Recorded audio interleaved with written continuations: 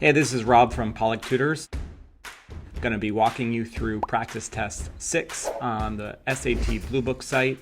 Today we're going to be doing it in real time, so buckle up. Let's get started. Question 1.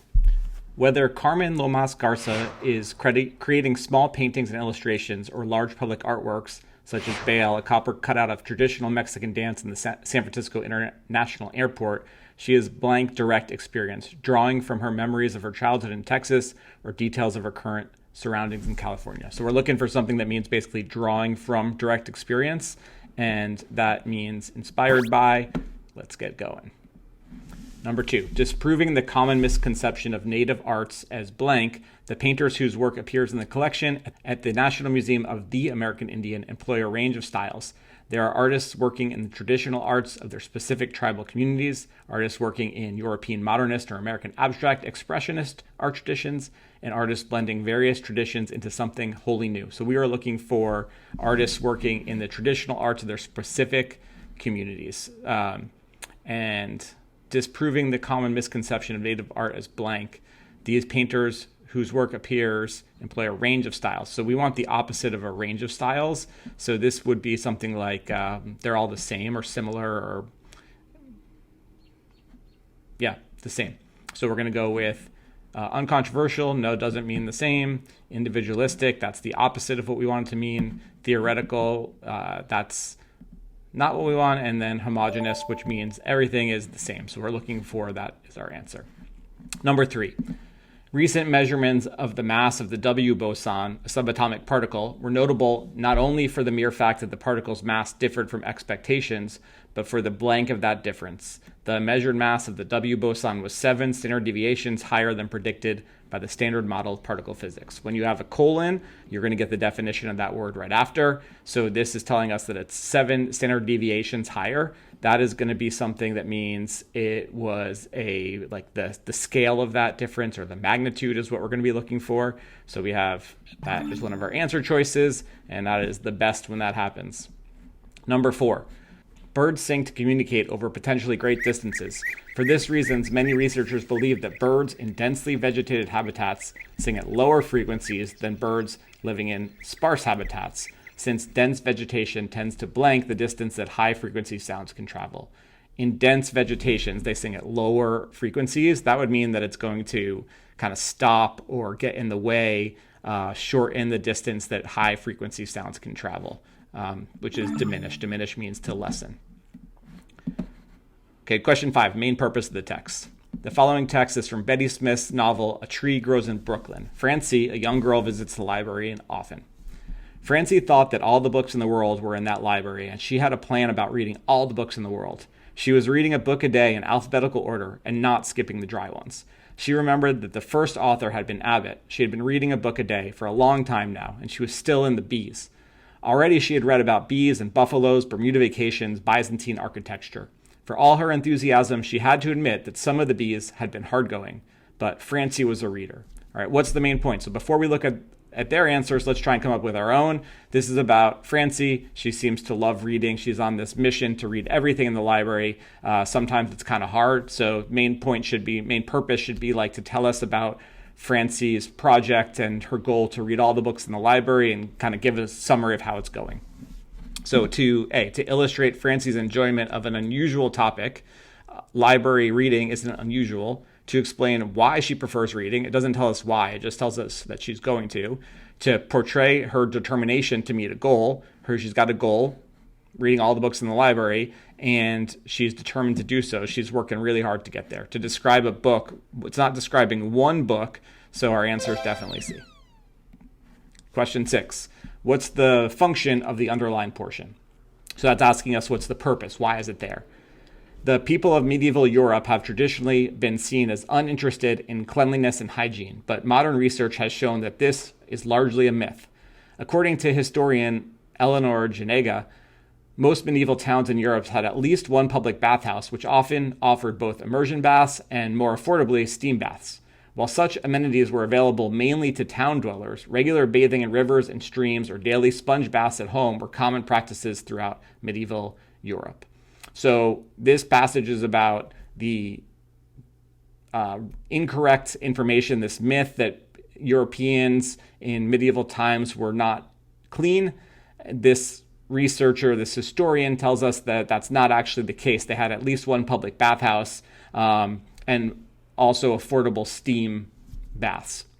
So the sentence that's underlined tells us that those amenities were available mainly to town dwellers, but regular bathing in streams and sponge baths were common practices throughout medieval Europe. So this sentence is kind of there to give us a limitation on who can use, who had access to these amenities. And let's see if we have an answer like that. It asserts that in medieval Europe, steam baths were more popular. Nope, it's not about how popular they were.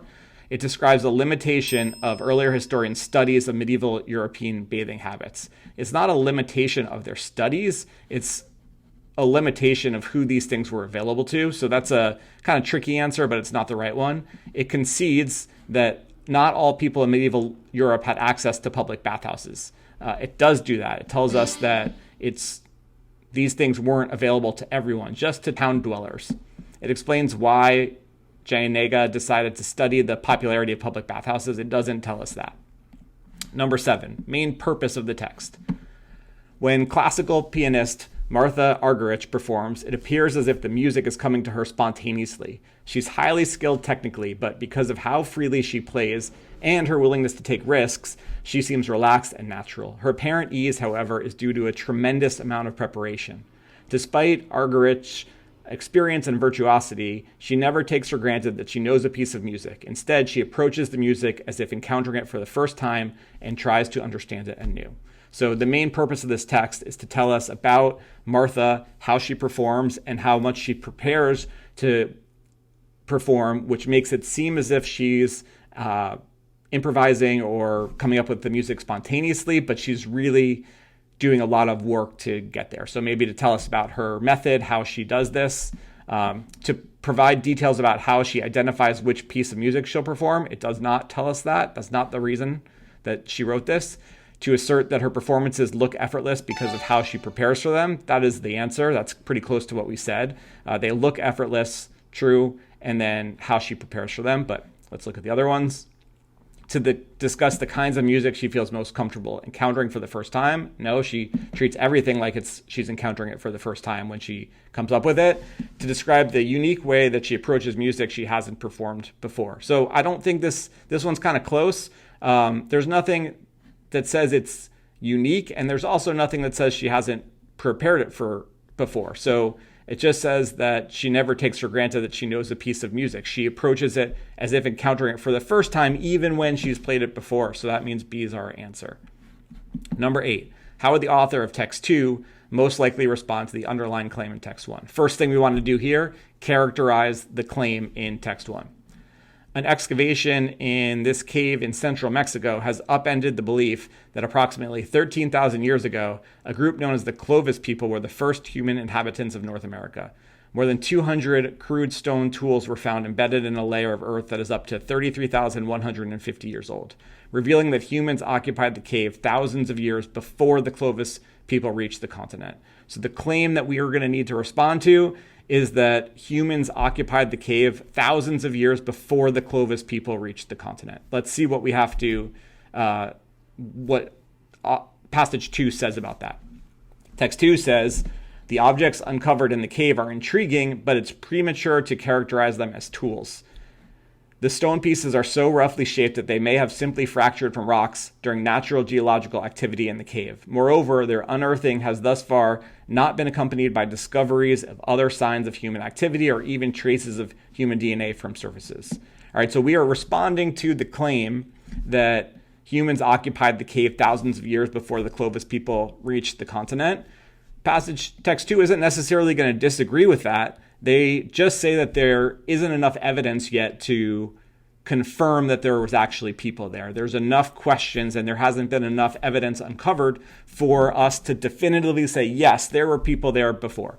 So we're looking for something that says like, we're not ready for that yet. We would like to see more evidence develop. By suggesting that it draws a plausible connection between two groups of people, but will need to be confirmed with further study. So it's not really about two groups of people. I'm going to just leave that one because I like the confirm with further study part. By asserting that it rests on an assumption about the stone pieces that it is not sufficiently supported by available evidence.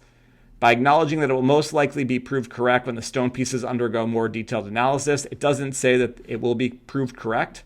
By pointing out that it fails to account for evidence that the Clovis people were actively on the continent as early as commonly thought. So it's not about them. It's not about the Clovis people being there. It's just that we don't have evidence that there was other people before them, and we would want confirmation about it. So we've got these two kind of close answers. It rests on an assumption about the stone pieces. So that assumption would be that the stone pieces are tools. And it says here that it's premature to characterize them as tools. So I think this is the better answer because it's not really the connection. It's not a plausible connection between two groups of people. It is about some group of humans being there, but that's based on the fact that they found these tools. And passage 2 says, let's kind of wait and see if we can get some more information about those tools before we confirm that they were there. Question 9, main idea of the text. Many literary theorists distinguish between fabula, a narrative's content, and S-word, a narrative's arrangement and presentation of events. In the film The Godfather Part 2, the fabula is the story of the Corleone family, and the S is the presentation of the story as it alternates between two timelines in 1901 and 1958. So far we've got a difference between the content, what the story is, and the way that that's presented to us, the suizet, or however you say that word. So they give an example of that. But literary theorist Mikhail Bakhtin maintained that fabula and suizet are insufficient to completely describe a narrative. So these two things together aren't enough. He held that systematic categorization of artistic phenomena discount the subtle ways in which meaning is created by interactions between the artist, the work, and the audience. So this literary theorist says we've got these two things that people try and distinguish between, the content and the storytelling devices, but those two, Mikhail, are not enough together to account for the subtle way that the works create meanings. So we're going to be looking for something about this passage saying that the main idea is that these two things don't account for everything. There's more to it than just fabula and suizet. Literary theorist Mikhail argued that there are important characteristics of narratives that are not fully encompassed by two concepts that other theorists have used to analyze narratives. That is exactly what we just said. Literary theorists claimed that meaning is not inherent in a narrative, but is created when an audience encounters a narrative, so the narratives are interpreted differently by different people. It's not necessarily how the audiences interpret it. He just says it's not sufficient to completely describe the narrative. The storytelling methods used in The Godfather may seem unusually complicated. I don't think that he said that, and I don't think that the passage as a whole was about The Godfather. It's about more general principles. Narratives that are told out of chronological order are more difficult for audiences to understand than are narratives presented chronologically. It's not about what's easier or harder to understand for this guy. It's just about generally that these two things aren't sufficient to categorize all of a narrative's content and structure. Question 10. Which choice most effectively uses data from the table to complete the statement?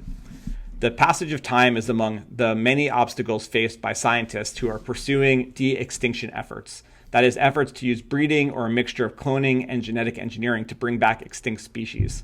Specifically, researchers are concerned that the longer a species has been extinct, the less likely it is that a suitable habitat still exists for the species. Among candidate species for de-extinction, this problem would be especially concerning for the blank. Okay, so here it says the specific concern is that the longer they've been extinct, the less likely that we can de-extinct them or bring them back to being. So this would be especially concerning for the one that has been extinct for the longest period of time, which is the saber-toothed cat, 11,000 years. The woolly mammoth also a long time, but especially for the longest one. So saber-toothed cat, which became extinct 11,000 years ago, that's the longest. That's what our evidence is for. What quotation from the yellow wallpaper most effectively illustrates the claim? So sometimes we get answer choices that aren't even quotations, and we could eliminate them right away. We don't have that here, so let's get to the actual claim. The yellow wallpaper is an 1892 short story by Charlotte Perkins Gilman. In the story, the narrator expresses mixed feelings about her surroundings. We need mixed feelings, so positives and negatives. This wallpaper has a kind of sub-pattern in a different shade, a particularly irritating one, for you can only see it in certain lights and not clearly then.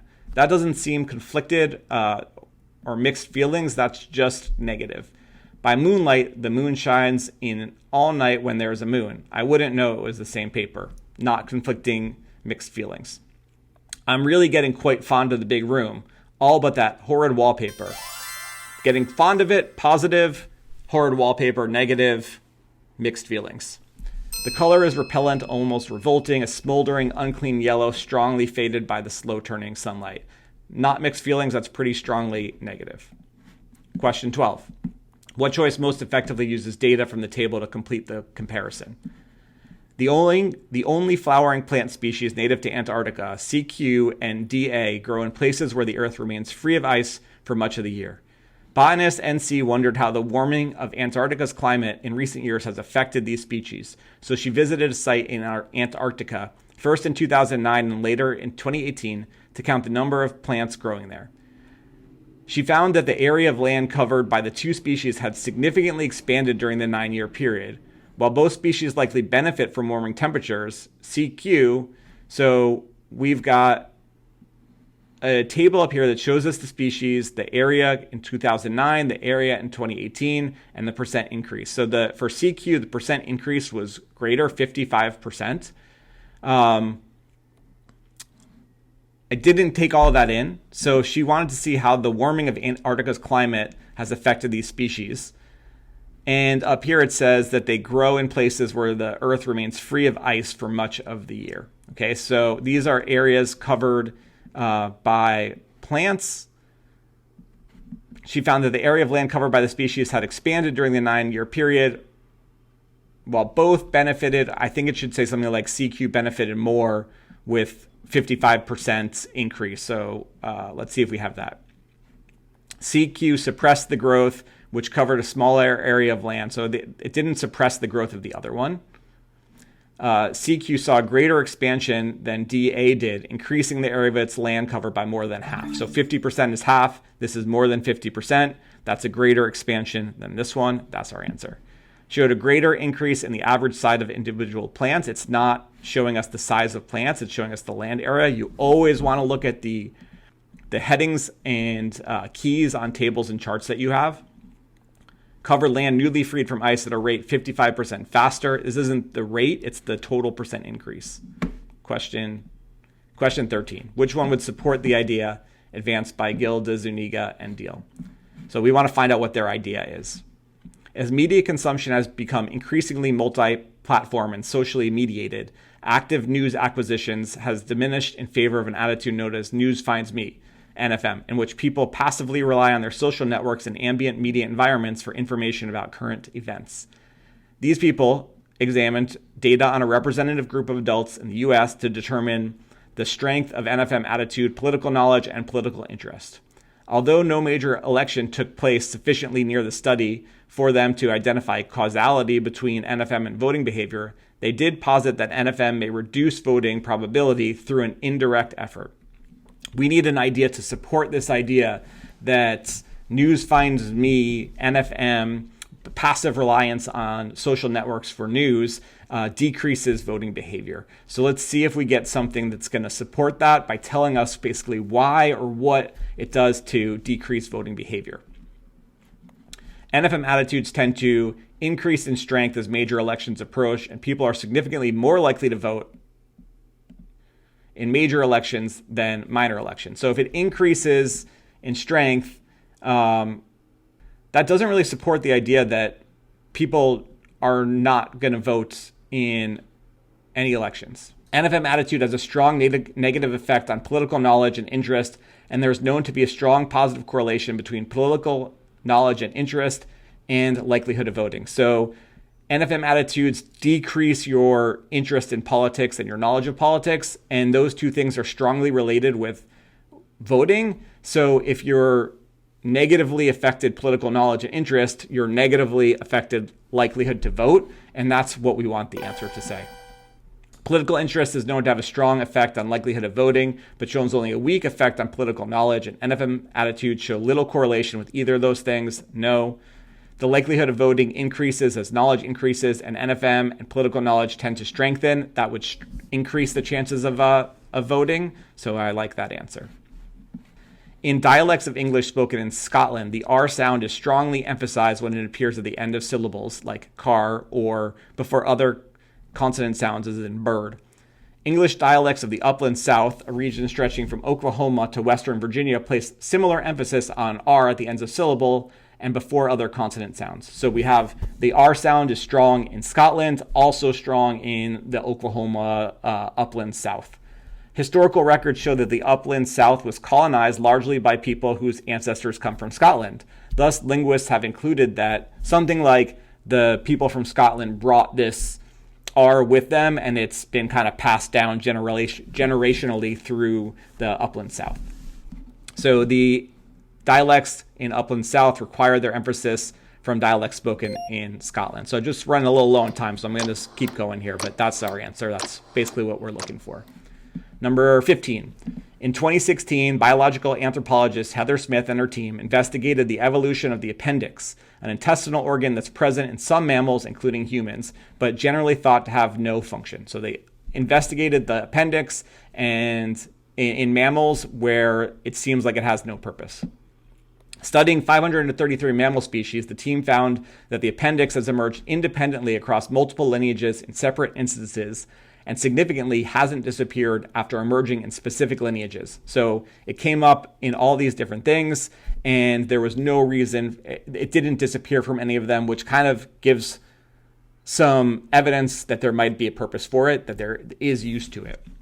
Moreover, the team determined that species with the organ tend to have higher concentrations of lymphoid tissue. So having the appendix increases lymphoid tissue. Lymphoid tissue supports immunoresponses in the cecum, the organ that the appendix is attached to. Therefore, the team hypothesized that the appendix probably something about increases or helps with immune responses, since there is a connection between the lymphoid tissue and the appendix, and the lymphoid tissue leads to immune responses. So that's kind of a chain of events between those things. The appendix likely was once present in many non-mammal species, but has since disappeared from them. No, that doesn't support what we have said in the passage. Has been preserved because it benefits their immune system. That seems like what we want the answer to be. Will emerge in a greater number of species because it may serve a necessary function in the immune system. We don't have any evidence that it's going to start to appear in more places, just that there is a reason for it. And then produced higher concentrations of lymphoid tissues in mammals in the past than it currently does. We don't have any evidence about the past versus the present. All right, we're on to our grammar question, so we should pick up some time here. A harpsichord may look like a piano, but the difference between the two instruments is easy to hear. When a harpsichord's keys are pressed, the strings inside the blank are plucked, not struck. Okay, we don't have a full independent clause before that, so it's not this one and it's not this one, which would require that. The strings instead inside the instrument are plucked, not struck. So we have a dependent clause, comma, and then your independent clause. We don't want to punctuate anything in there. He was just the man for such a place, and it was just the place for such a man. This line is from Frederick Douglass's autobiography, Narrative of the Life of Frederick Douglass. It's an example of an anti-metaboly, a writing technique that blanks emphasis by repeating a statement in reversed order. So this is a writing technique, is the subject. This is subject-verb agreement question. And writing technique is singular, so we need a singular verb. Create is plural. Are is plural. Have is plural. And creates is singular. That's the right answer. Number 18. Technologies such as microphones and inkjet printers are made using P materials, which generate an internal electric field when pressure is applied to them. The toxic nature of some of these materials recently led a team from the University of Sheffield to investigate how blank. Okay, we've got punctuation. This is a statement, not a question, even though we have the word how there. So it's how could their use be better regulated, and how their use could be better regulated. This is our answer. The toxic nature led a team from the University of Sheffield to investigate how their use, their being the materials, could be better regulated. This is presented more like a question, so I don't have a better explanation than that, but I like B better. Question 19. Each night in Spain, a section of the city's marina is bathed in a soft green glow. The source of the glow is the Arbel de la Sidra, a large sculpture made of 3,200 recycled glass bottles. A lamp inside the tree structure blanks the green glass. So we have, again, subject-verb agreement. A lamp is our subject. Illuminates is present tense. It's also presented in the present tense here. Each night it is bathed. The source of the glow is this. This is present tense and singular. That's the answer. Question 20. French philosopher René Descartes doubted whether he could prove his own existence. Eventually, he found proof in his famous phrase, "I think, therefore I am." The blank complexity, only those who exist would be able to ponder their existence. So the phrase's simplicity, this needs to be possessive, but A is plural and possessive. B doesn't have any possessive relationship between those. C is singular and possessive, but there is the wrong pronoun because we're talking about the phrase, which is singular, so it has to be its complexity, which is singular, to match that. Question 21. Fans of the movie Moana may not know that the deep and humorous voice behind the character Toa the crab belongs to comedian and actor Jermaine Clement. So here you have a description or like a title of the character Timota the crab. There are not commas around names when there is a relationship like this. And we'll talk more about those in another video, but the answer is A. Logical transition. So celebrated potter MM made her signature all-black ceramic vessels using a heating technique called reduction firing. This technique involves smothering the flame surrounded by the clay vessel. The vessel takes on a shiny black hue. This is a continual relationship or cause and effect. So we're looking for maybe like accordingly or like therefore, which is as a result. In the early 1970s, Albert Popa took up graffiti art, spraying his work onto what was at the time an unconventional surface, concrete. His son David has chosen an unusual canvas for his new project. So we have unusual to unusual. That's going to be a continued relationship like likewise or similarly. Mary Ellen Peasant, a successful entrepreneur during the gold rush, earned the moniker Mother of the Human Rights in California after successfully challenging discrimination in the state. In 1866, she sued a streetcar company. So this is showing us how she successfully challenged discrimination. She used a streetcar company for denying her and other black riders service, a suit she eventually won. So here it's going to be like specifically is telling us specifically how she challenged discrimination in the state. The Inca of South America used intricately knotted string devices called quipus to record countable information like population data and payments. They may have used quipus to record more complex information like stories and myths, according to researchers. Furthermore, also additionally, in addition, because we have another use of the quipus for something beyond countable information, more complex information. Question 26, notes. We want to emphasize the achievements.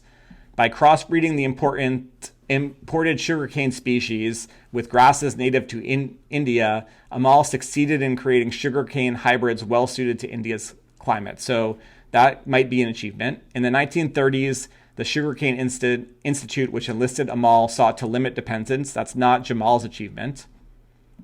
Amal was enlisted by the Sugarcane Institute in a time when a local variety of sugarcane needed to be produced. That's not an achievement. As part of efforts to breed a local variety of sugarcane, an imported sugarcane species that doesn't even mention Amal, we like A the best. Last question. The student wants to specify how the salt enables energy storage. So how does it do it?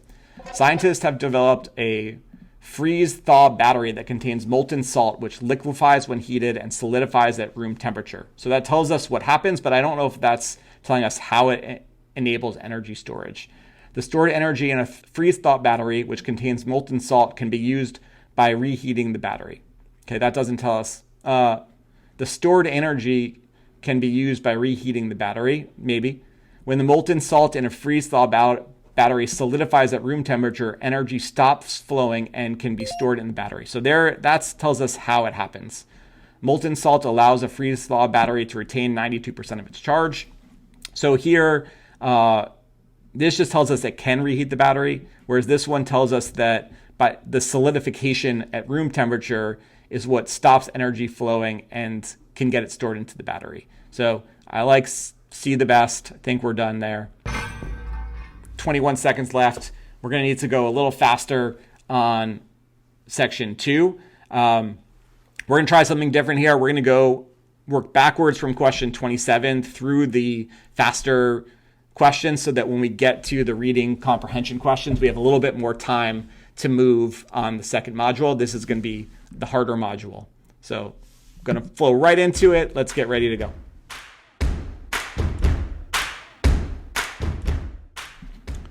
All right, we're going right to question 27, hitting our notes. The student wants to make a generalization about the materials used in Dehau replicas. So generalization, broad statement. A traditional material that was used to stitch together the hulls of ancient does, coconut palm fiber rope is still used by shipbuilders. That's not a generalization.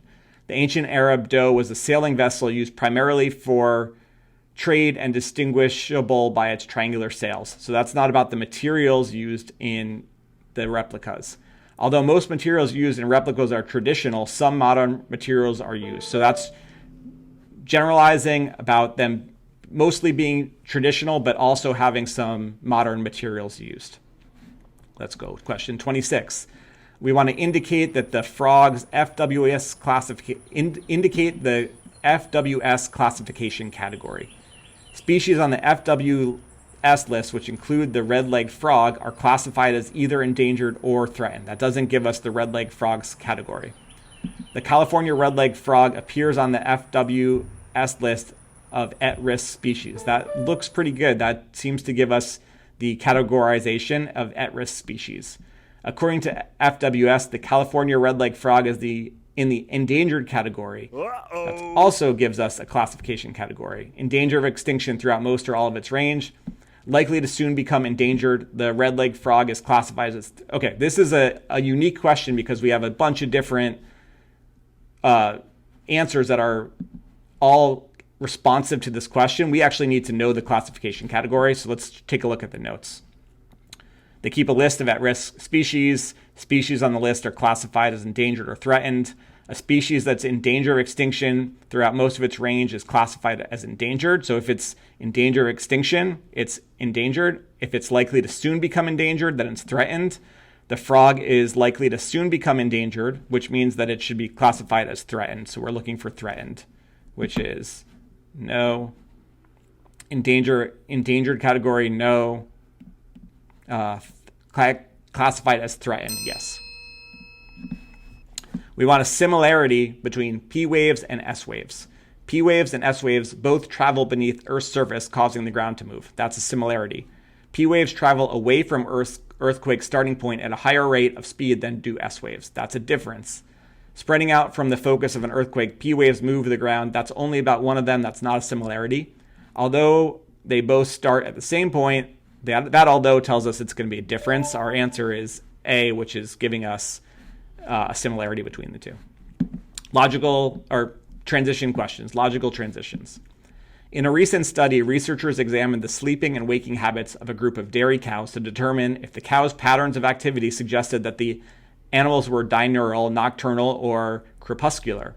The researchers studied whether the cows were most active in the daytime, nighttime, or at dawn, and we have those words again. So this is going to give us like specifically or in other words or something that tells us we're repeating the same thing.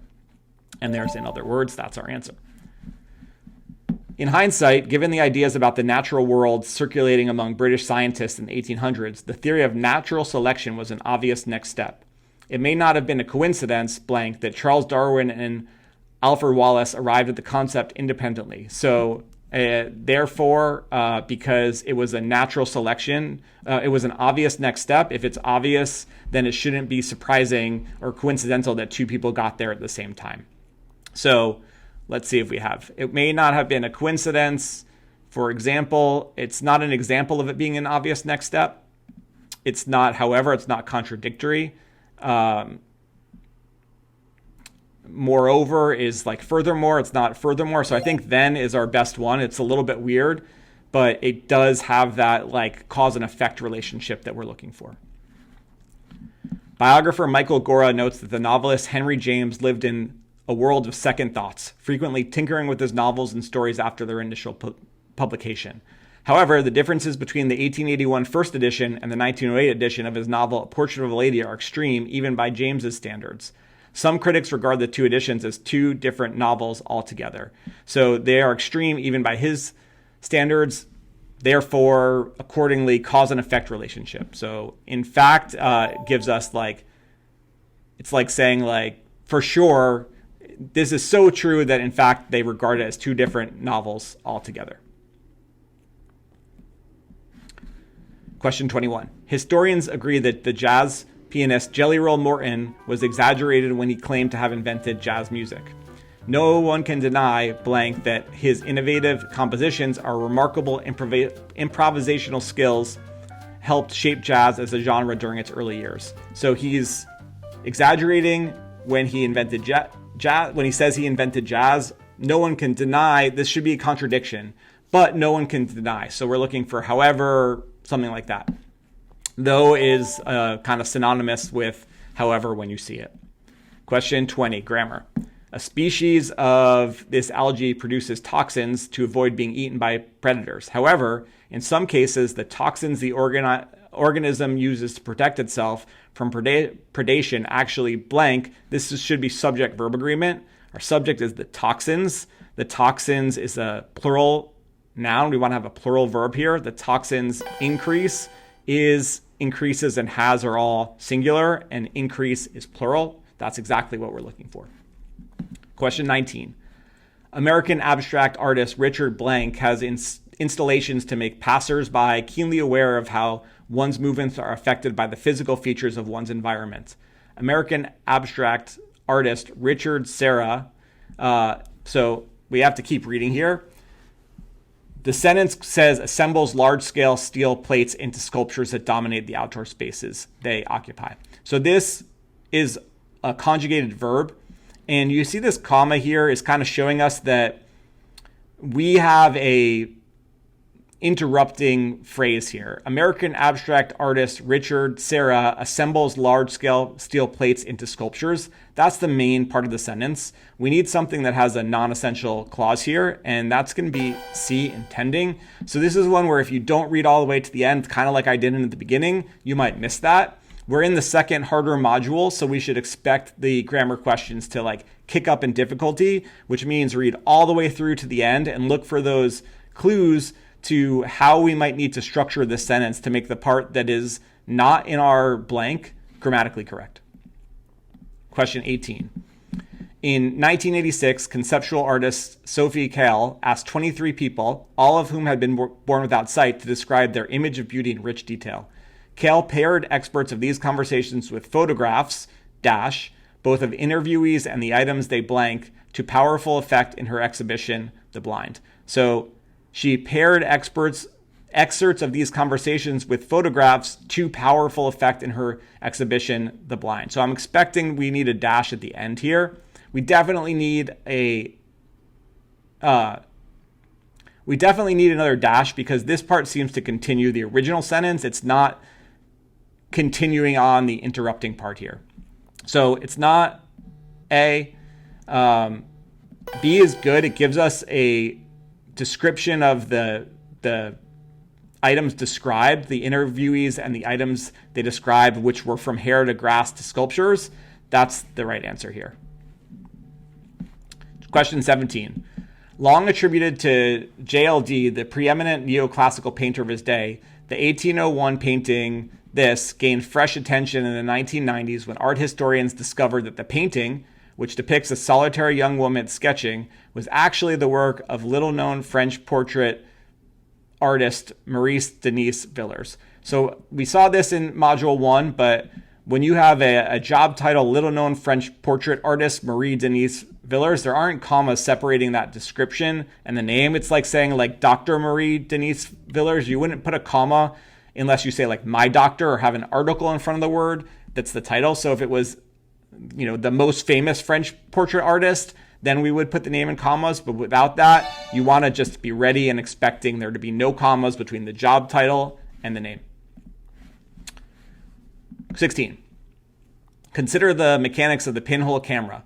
Light passes through a small hole, resulting in a focused projected image. A ray diagram reveals how this blank, the hole's small size, restricts light to a single ray. All light passing through the hole can only arrive at a single destination, limiting diffraction and ensuring a clear image. Okay, we have an independent clause here, and we're going to have an independent clause here. A ray diagram reveals how this works. That's an independent clause. When we have only one answer with a period, no semicolon, no comma plus a coordinating conjunction, it's really likely that the period is going to be the right answer. So if we have two independent clauses after, that's going to be a problem, right? A ray diagram reveals how this works, period. Because the hole's small size restricts light to a single ray, that makes this a dependent clause. All light passing through the hole can arrive at a single destination. That's your independent clause. And then you have this modifying phrase at the end. So we like these answers that have just a period when we don't also see a semicolon with them, which serves the same grammatical purpose. This looks like a subject-verb agreement question again. You see we have plural, singular, singular, singular. The answer is A without even looking at the question because it's going to have to match a plural subject, but let's confirm that. It says, such iconic French recipes, that recipes is your subject, described in surprisingly brief detail in this book. That's a non-essential clause. So the recipes epitomize the Victorian French cuisine. Even if you don't know this word, you can see that this is a subject-verb agreement question if you're attuned to what the answer choices look like. You have 4 verbs in different conjugated forms. That's exactly what subject-verb is going to look like every single time. The odd one out is the answer. All right, so we're back to logical completion. We're going to jump back over to question 1, handle our fast vocab questions, and then all the time we have left is going to be for the more time-consuming reading comp questions. The War of 1812 has blank place in historical memory in Britain, partly because it is overshadowed by the much larger concurrent conflict against the Napoleonic France, and partly because it's essentially maintained the geopolitical status quo for Britain. The country neither gained nor lost significant territory or position as a result of its participation in the war. So what would we expect this to mean here? Basically, it's not something that has a big place in the history because it didn't have a really memorable story to tell. So we're looking for something like not important, forgotten place in history. Conspicuous means out in the open. Contentious means there's people fighting about it. Enduring means it's really long lasting. That seems to be the opposite. Tenuous means like a weak place or like a not strong place. That's what we want it to mean. In 1891, artist William Morris. So look just here. Think about the grammar questions we just did, right? Here's a clue. Design artist William Morris. There's no commas around his name. Keep a lookout for that because sometimes you'll get answers to grammar questions somewhere else. Design artist William Morris confounded the Kelmscott Press, which printed editions of books using pre-industrial methods. Historians argue that Morris's repudiation of industrialization is blank the Kelmscott edition's use of handmade materials and intricate ornamentation reminiscent of medieval manuscripts.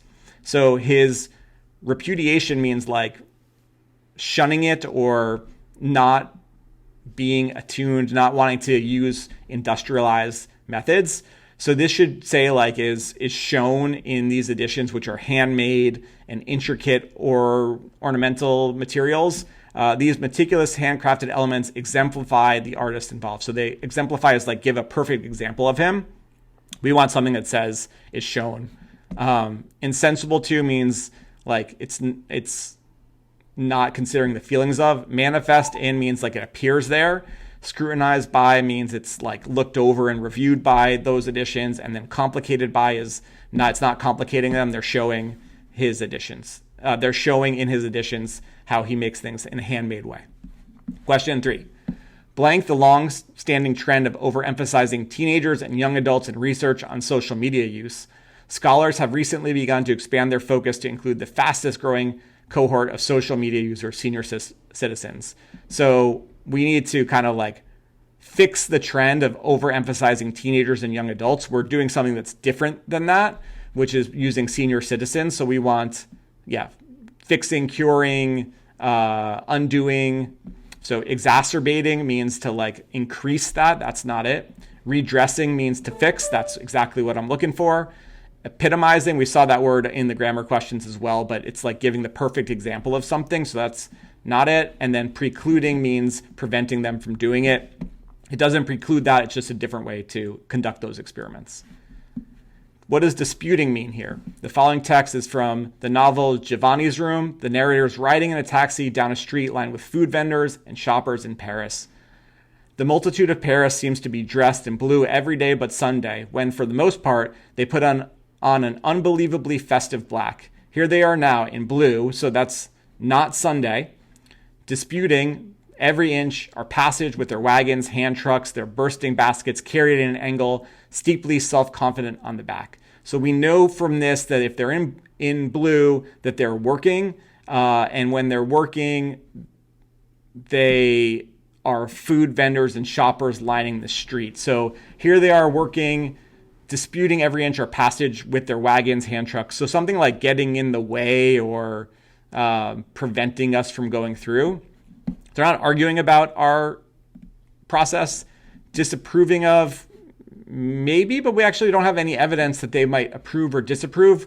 We're just going down this road where it seems like they're working. Asserting possession of every inch our passage. They're not asserting possession of our passage. So that is close but not right. And then providing resistance to, they're getting in the way of us because they have their wagons, hand trucks, they're working, we're trying to get through this road. Question 5, the function underlined portion. So what is this sentence there for? On painter William Johnson's return to the U.S. in 1938, after a decade in Europe, his style underwent an abrupt transformation. So here's a transformation, turning away from landscapes painted in an expressionist style, a style that often involves using fluid, distorted shapes and thick, textured brushstrokes to express the artist's subjective experience of reality. Johnson began painting portraits of Black Americans in a bold new way. So we have a transformation. This seems to be describing the transformation. Evocative of African sculpture and American and Scandinavian folk art, these portraits feature flat, deliberately oversimplified figures in a vibrant but limited color palette. So yeah, I like the purpose of this is to give us the transformation that his style went through. It elaborates on the previous sentence statement about a transitional moment in his career. Yes. It provides information about his travel in support of a claim about his influence. It's not about his travel. It recounts a moment in his personal life. It's not a moment in his personal life. It prevents evidence that calls into question. It doesn't call that into question. Question 6. Scholarly accounts of the Chicano movement, a movement that advocated for the social, political, and cultural empowerment of Mexican Americans and reached its zenith in the 60s and 70s, tend to focus on the most militant, outspoken figures in the movement, making it seem uniformly radical. Geographer Juan Herrera has shown, however, that if we shift our focus toward the way the movement manifested in comparatively low-profile neighborhood institutions and projects, we see participants espousing an array of political orientations and approaches to community activism. So this is telling us what most scholarly accounts generally do, but one that is not the approach that is actually the truth. So this is going to be presenting us with a problem or an issue with the scholarly accounts of the Chicano movement. It presents a trend in scholarship on the Chicano movement that the text claims has been reevaluated by researchers in light of Herrera's work on the movement's participants. So does it tell us that it's been reevaluated by researchers? It says, he's shown that if we shift our focus, blah, blah, blah, we see participants espousing an array of political orientations and approaches to community activism. That doesn't seem to support that it was reevaluated in light of his research, so I don't think that's going to be the answer, but that's close. It identifies an aspect of the Chicano movement that the text implies was overemphasized by scholars due to their own political orientations. It doesn't say anything about their own political orientations, so again, close but not right. It describes a common approach to studying the Chicano movement that, according to the text, obscures the ideological diversity of the movement's participants. So it does do that. It is a common approach. Scholarly accounts tend to focus, that's kind of like saying usually. It summarizes the conventional method for analyzing the Chicano movement, which the text suggests creates a misleading impression of the effectiveness of neighboring institutions and projects. So I don't think that it's about the institutions and projects and their effectiveness, even though it uses those words. Like see the best here. Why are some critics skeptical of the concept behind Bosco Vertical? Since its completion in 2014, BV, Vertical Forest, a pair of residential towers in Milan, Italy, covered by vegetation, has become a striking symbol of environmental sustainability in architecture. So far, no critics skeptical. SB intended his design, which features balconies that are home to hundreds of trees, to serve as a model for promoting urban biodiversity. Still no critics skeptical of it. However, the concept has faced skepticism. Critics note that although the tree used in BV were specifically cultivated for the project, it's too early to tell if they can thrive in this unusual setting. Critics are skeptical because we don't know if the trees are going to be able to survive.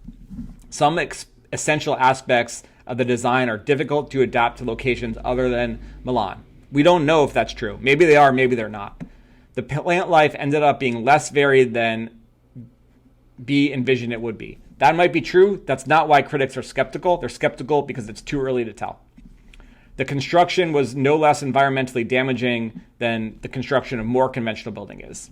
Not what they're skeptical of, not what they're skeptical of. It's unclear whether BV can support the plant life included in its design. That's a restatement of that sentence in a different way. That's the answer. Main idea of the text, number 8. Elizabeth A. has identified a negative correlation between the share of developing countries' economies derived from natural resource extraction and those countries' receipts of foreign investment. So here we have a negative correlation, which means as their natural resource extraction goes down, their receipt of foreign investment goes up, or vice versa. If natural resource extraction goes up, resources from other countries go down. So let's just write that down. Here it says this is natural resource extraction,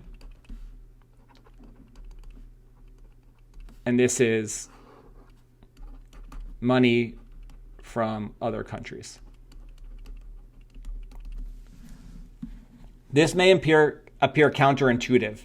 Resource extraction requires initial investment in extractive technology, for instance, at scales best met by multinational corporations. But A notes that natural resource industry's boom-bust cycle can destabilize local currencies and increase developing countries' vulnerability to external shocks, creating levels of uncertainty to which foreign investors are typically adverse. So even though it might feel counterintuitive, the idea that as their natural resource extraction goes up, money from other countries goes down makes sense because it makes them more boom and bust sensitive, and that's creates some uncertainty which foreign investors don't want to have. So the main idea of the text is that we wouldn't expect this, but the more countries use natural resources, the less money they get from other countries. Although it may seem surprising that foreign investment declines in developing countries as natural resource extraction makes up a larger share of those countries' economies, that decline happens because resource extraction requires initial investments far too large for investors to supply. They really had us going for the first 3/4 of that answer, but it's not about the initial investments. It's about the uncertainty that's created from the natural resources. Although developing countries tend to become less dependent on foreign investment as natural resources make up a larger share of their economies, this change may not occur if the boom-bust cycle of those industries destabilizes local currencies or increases countries' vulnerabilities to external shocks. So here, I'm not sure that it said that they become less dependent on foreign investment. Did it say that? But yeah, I don't think that's the answer. I'm going to leave it in case I have to come back to it, but not what I was looking for. Although one might expect the foreign investment would increase as natural resource extraction makes up a larger share of their economies, the opposite happens because heavy reliance on natural resources can lead to unattractive conditions for investors. The unattractive conditions being the boom and the busts that they mentioned in the last sentence. So that's a lot better than B for what I'm looking for. I like that answer. Although foreign investors tend to avoid initial investments in developing countries, their investment may increase significantly as the industry stabilizes and the risks decline. So that's the opposite of what we wanted to say. Question 9. Based on the text, these people would agree with which statement about atmospheric NH3? Some astronomers searching for extraterrestrial life have proposed that atmospheric NH3 ammonia can serve as a biosignature gas, an indication that a planet harbors life. So some people say that a planet might have life if we find ammonia there. These researchers evaluated this possibility, finding that on rocky planets, atmospheric NH3 couldn't reach detectable high levels in the absence of biological activity. So when you have ammonia on rocky planets, the only way that can happen is with life, biological activity. But they also found that on mini Neptunes, gas planets smaller than Neptune but with similar atmospheres, atmospheric pressure and temperatures can be high enough to produce atmospheric NH3. So ammonia on mini Neptunes, not necessarily indicative of life. On rocky planets, it would be.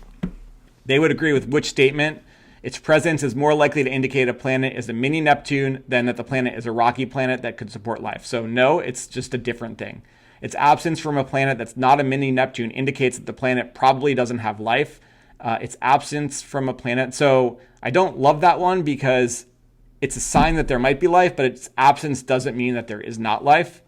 It should be treated as a biosignature gas if detected in the atmosphere of a rocky planet, but not if detected in the atmosphere of a mini Neptune. So that's the answer because they're different. They're different. All right, let's keep going because we're running out of time. Which quotation most effectively illustrates the claim? In this poem, the speaker describes having contradictory feelings while experiencing the sights and sounds of a spring day. Contradictory feelings. Through primrose tufts in the sweet bower, the periwinkle trailed its wreaths, and 'tis my faith that every flower enjoys the air it breezes. Those don't seem to be conflicting feelings. I'm looking for good and bad. The budding twigs spread out their fan to catch the breezy air, and I must think, do all I can, that there was pleasure there. So nothing negative there. The birds around me hopped and played, their thoughts I cannot measure, by the least motion which they made, it seemed a thrill of pleasure. So the birds played, it seemed like they were having fun. I heard 1,000 blended notes, while in a grove I sat reclined, in that sweet mood when pleasant thoughts bring sad thoughts to mind. So pleasant thoughts contradict with sad thoughts. What choice best describes data that support Ibanez and colleagues' conclusion? Inez Ibanez and colleagues studied a forest site in which some sugar maple trees received periodic fertilization with nitrogen to mimic the broader trend of increasing anthropogenic nitrogen deposition in soil. Ibanez and colleagues modeled the radial growth of the trees with and without nitrogen fertilization under 3 different climate scenarios: current, moderate, and extreme. Although they found that climate change would negatively affect growth, they concluded that anthropogenic nitrogen deposition could more than offset that effect, provided that change is moderate rather than extreme. So if we have moderate climate change, that might offset the nitrogen. And to show that, we see that when you have moderate change, although they found that climate change would negatively affect growth. So as there's climate change, growth goes down. They concluded that nitrogen deposition could more than offset that provided change. So when you have the nitrogen added, that's higher than the one without nitrogen, even with the climate change model. So that we're going to look for something that says this with nitrogen is higher than here. Growth with nitrogen under the current climate exceeded growth with nitrogen under moderate change, but the latter exceeded growth without nitrogen under extreme change. That's not what we're looking for. Growth without nitrogen under the current climate exceeded growth without nitrogen under moderate change, but the latter exceeded growth with nitrogen under extreme change. I don't think extreme change is going to be part of it. Growth with nitrogen under moderate change exceeded growth without nitrogen under moderate change, but the latter exceeded growth without nitrogen under extreme change. So that's without. Latter means the second one, so it's not that. Growth with nitrogen under moderate change exceeded growth without under the current climate, but the latter exceeded growth with nitrogen under the extreme change. Just wanted to see this one again.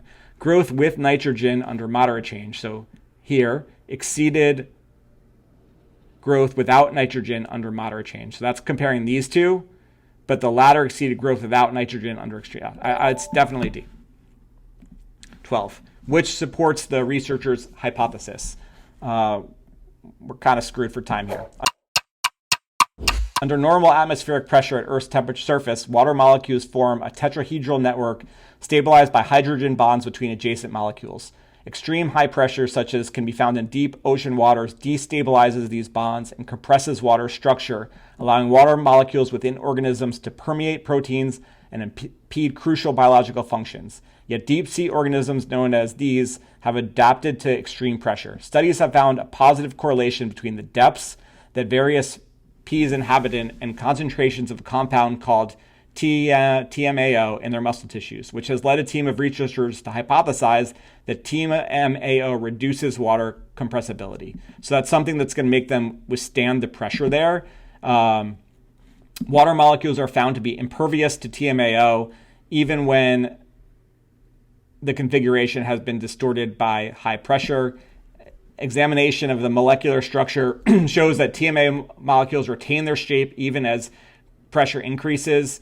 Positive correlation is found between concentrations of TMAO and the rate at which water structure compresses as pressure increases. The structure under high pressure reveals that hydrogen bonds are more stable when it's present than when it's not. So it stabilizes the water molecules.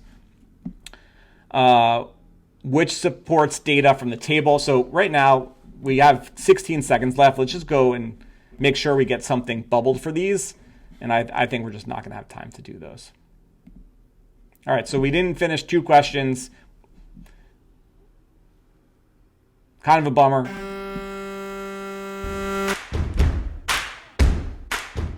Okay, we're through the first section, the English. I mismanaged the time. We didn't get to 2 questions at the end. We'll see how much that affects the score when we check the score at the end. But I think we did pretty well on the questions we did. It felt like we were in the harder module. It's just a reminder that the time moves much faster in that second half of the test. Even if you're not reading out loud, if you're not verbalizing your thought process, the time still moves really fast, and you need to do a lot of that work inside your head. The texts just ramp up in difficulty pretty quickly. So we need to be aware of that timing as we work on that second module. It's going to go much faster than the first one, where you have some questions that just don't require as much thought and foresight to get through. So keep that in mind as you work through. We did get to bubble something in for those answers. You don't want to omit any questions when you're taking the SAT. You're rewarded for every time you get a question right. So missing 2 questions at the end by omission, not great. At least we gave ourselves a chance to get those 2 right. We also tried to kind of manipulate the time a little bit by working through those grammar questions first. Might have been a mistake in hindsight. You know, if we had to race through some questions at the end, I bet we could have done 2 questions of grammar or transition words or the student's notes at the end. We probably could have gotten through those in a minute, whereas reading through those longer passages was going to eat up all of our time when we had under a minute left. We're on to the math. I'm going to definitely try and finish the math in time for both sections. As much as we can use Desmos to do our work, we're going to do that. But let's get started.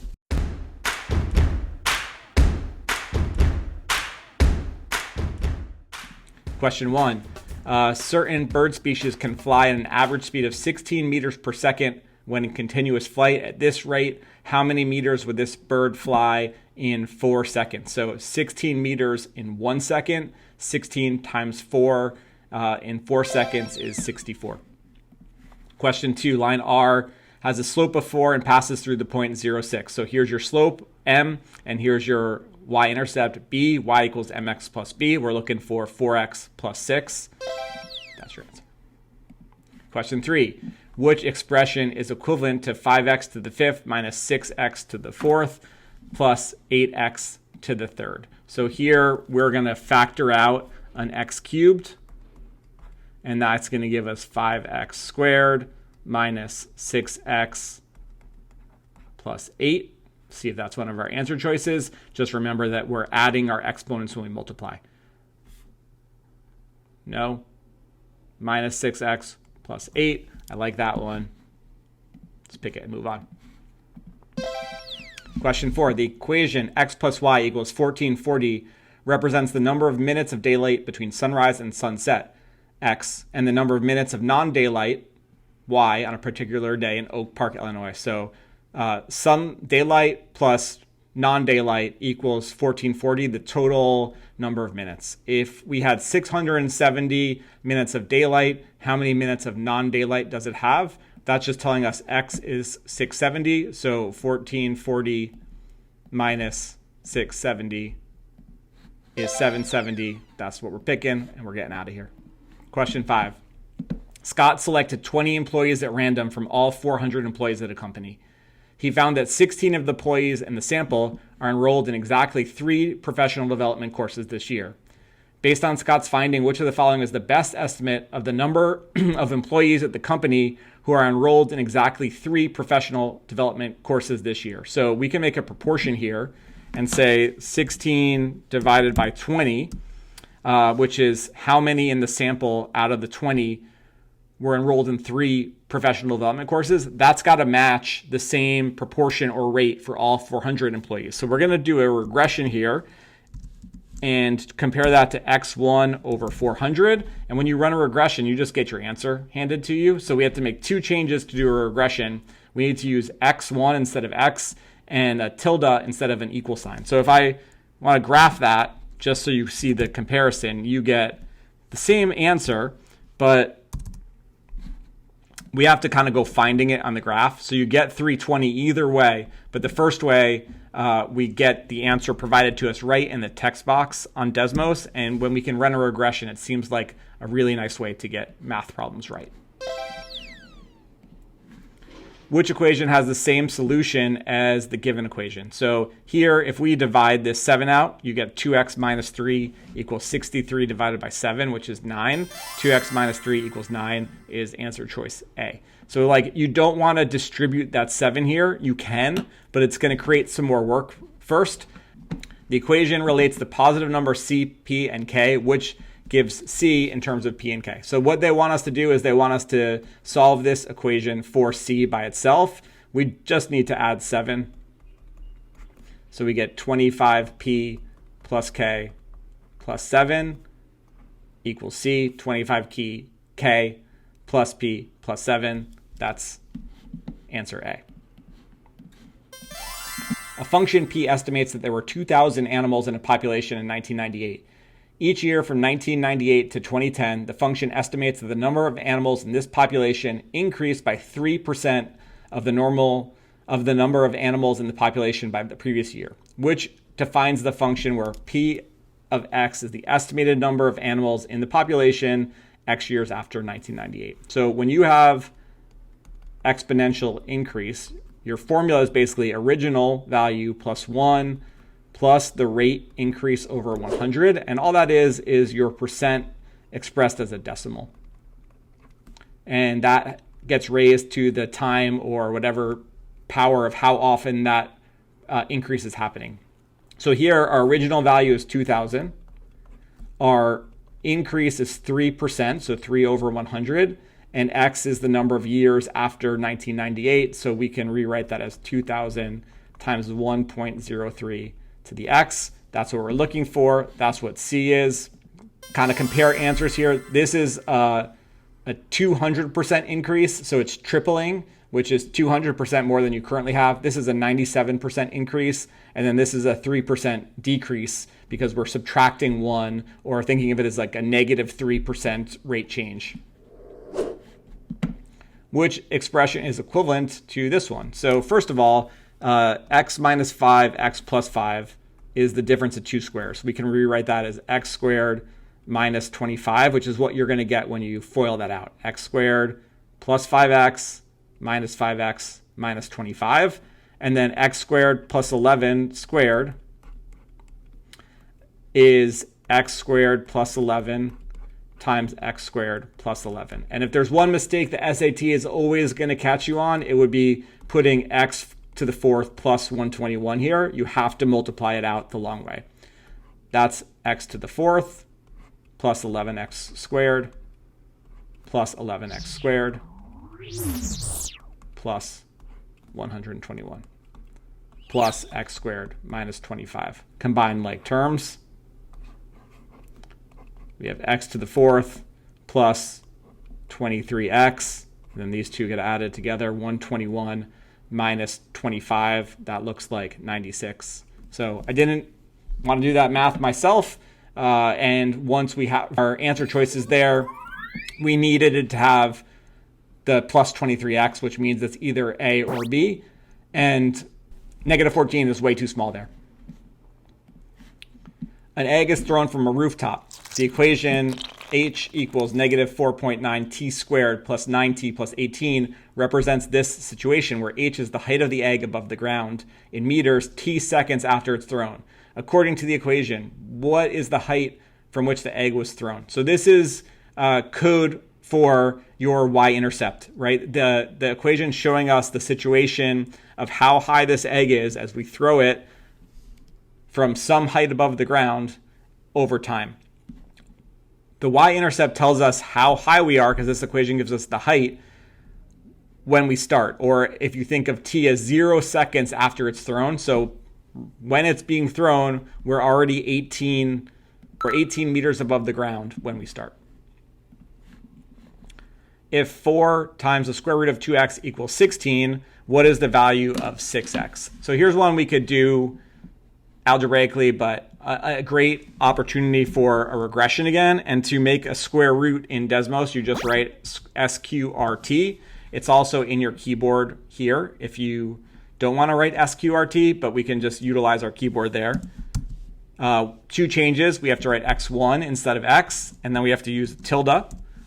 And it gives us the value of x1 is equal to 8. And then one of my favorite things about doing a regression is once we have that value defined, we can ask Desmos to give us values that calculate with our new value of x1. So since x1 equals 8, Desmos kind of multiplies them for us, and we get right to that value here as 48.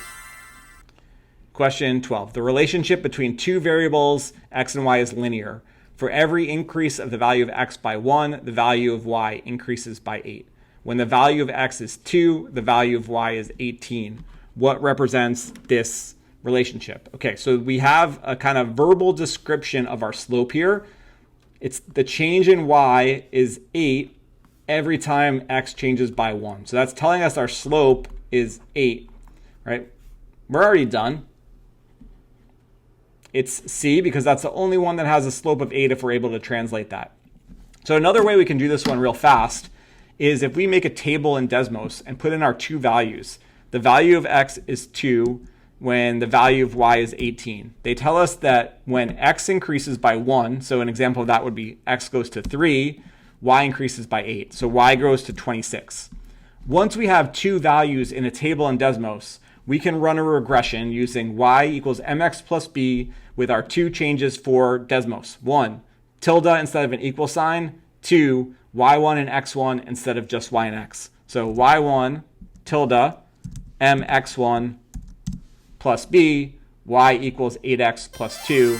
That's the same answer we got when we just did this by understanding that slope in words is the change in y the same time x changes by 1. How many distinct real solutions does the given equation have? So we can graph this in Desmos, but looking at it already, we're not going to have any real solutions because when we try and take the square root of x, we're going to get imaginary number since it's negative. And here we can't even find anything on our graph that's going to support that. Let's see if I do it as a regression. I don't even know what Desmos is going to say here. I don't know if Desmos does imaginary numbers, but let's see. So you get x1 equals 0. 0 squared doesn't equal negative 841. So it's kind of a weird answer in Desmos. But if we understand conceptually what a real solution is any number that is not imaginary, we get our answer is 0 because our answer would be, our solutions would be imaginary numbers here. Question 14. The two box plots show the distribution of number of books read over the summer by the students in two different English classes. What's the positive difference between the ranges of number of books read over the summer for the two classes? The range is the high value minus the low value. So for class A, our range is 0 to 5, which is a range of 5. And for class B, we go from 1 to 10, which is a range of 9. They're looking for the positive difference between those, which is 4. Question 15. The length of the edge of the base of a right square prism is 6 units. The volume of the prism is 2880 cubic units. So we have a right square prism, and if you need reference sheets, you have your volume formulas here. Volume is length times width times height.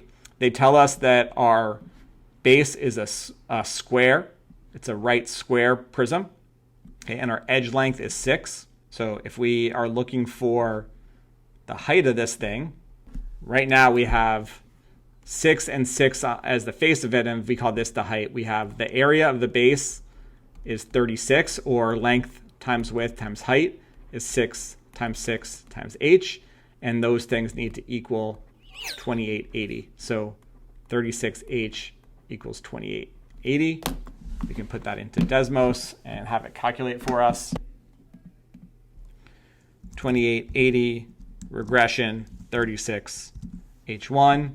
Our height is 80. The scatter plot shows the relationship between two variables x and y. An equation for the exponential model can be written as y equals a times b to the x, where a and b are positive constants. Which of the following is closest to the value of b? All right, so first of all, right, we can do this one very simply if we think back to our exponential increase equation we wrote down earlier. Your original value equals the 1 plus or minus the rate change to the time.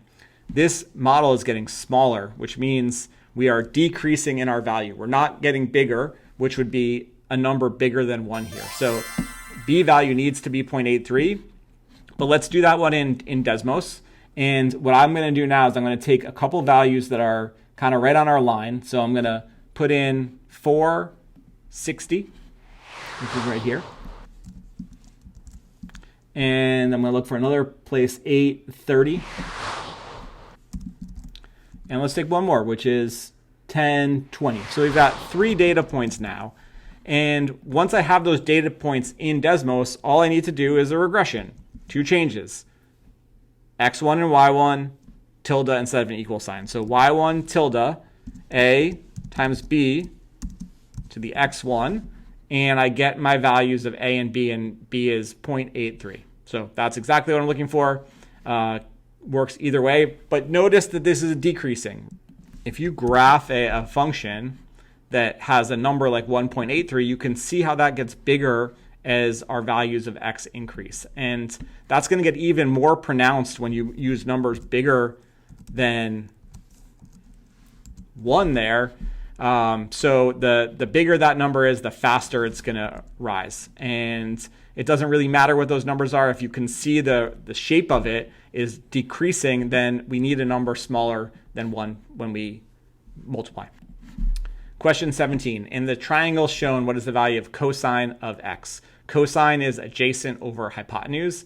Our adjacent side is 11 and our hypotenuse is 28. So we want 11 divided by 28. We can write in fractions.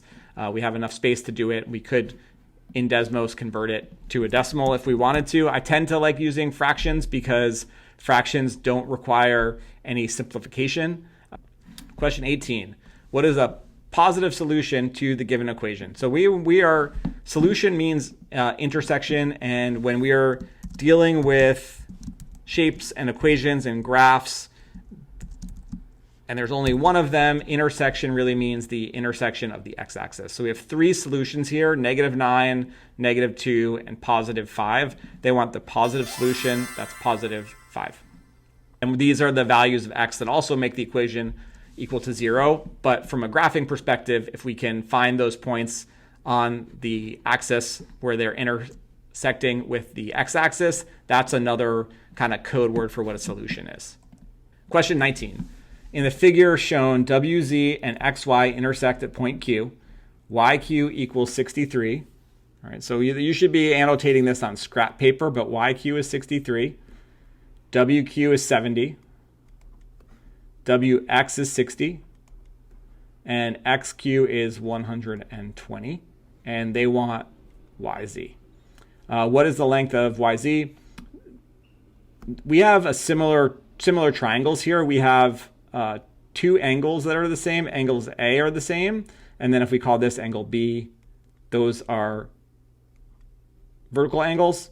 Vertical angles or opposite angles are congruent to each other. So we now have A and B are the same in both of those. And we have C and C here. So here we're looking for the side length of angle A to C, so Y to Z and W to X. We're going to need to make a proportion. So we have WX to YZ. And in order to make that proportion, we need to use a place where we have two sides. So this kind of looks like a question where the lines are parallel to each other. And in parallel questions, they look like a bow tie usually.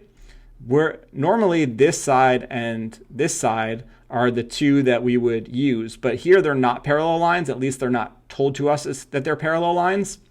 So the angle that, or the side length that we want to use is the one across from angle C, because we have that in both of our triangles. So angle C to angle C is 63 to 70. We want to say WX is to 70 as YZ is to 63. So we're using the side lengths from this triangle to compare. And we know WX is 60. So 60 over X equals 70 over 63. And this should be our WXQ triangle, and this should be our YZQ triangle. Just make sure for both of those, X, 63, 63, 60 and 70. We're going to pop this into Desmos. 60 divided by X1, tilde, 70 divided by 63, and our answer is 54. This is one that you really easily could get wrong by using 63 and 120 if you're used to parallel line, similar triangle questions there. Question 20. The function g is defined as g of x equals x plus 14 times t minus x, where t is a constant. In the xy plane, the graph of y equals g of x passes through the point 24, 0. What's the value of g of 0? So g of 0 is our y-intercept here.